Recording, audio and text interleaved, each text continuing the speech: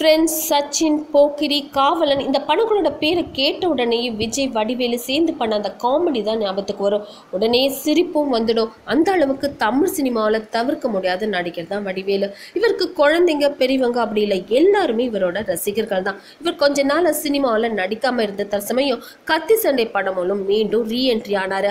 ஆனால் அந்த படம் எதிர்பார்த்த வெற்றியை தரல அப்படின்னு தான் சொல்லணும். இந்த நிலையில தற்போது நடிகர் விஜயோட வடிவேலு சேர்ந்து நடிச்சிட்டு இருக்காரு. இந்த நிலையில தமிழ் சினிமாவில் வடிவேலுவோட இடத்தை யாராலையுமே பிடிக்க முடியாது. அந்த இடத்துக்கு வடிவேலுவால் மட்டும்தான் வந்து போக முடியும் அப்படின்னு இளைய தளபதி விஜய் வடிவேலுவை புகழ்ந்து தள்ளியிருக்காராம்.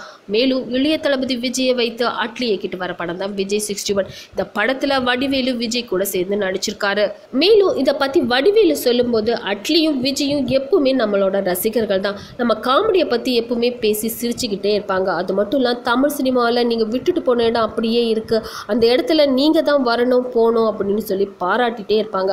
அதுவே ரொம்ப பெரிய ஊக்கமா இருந்ததா சொல்லியிருக்காரு வடிவேலு.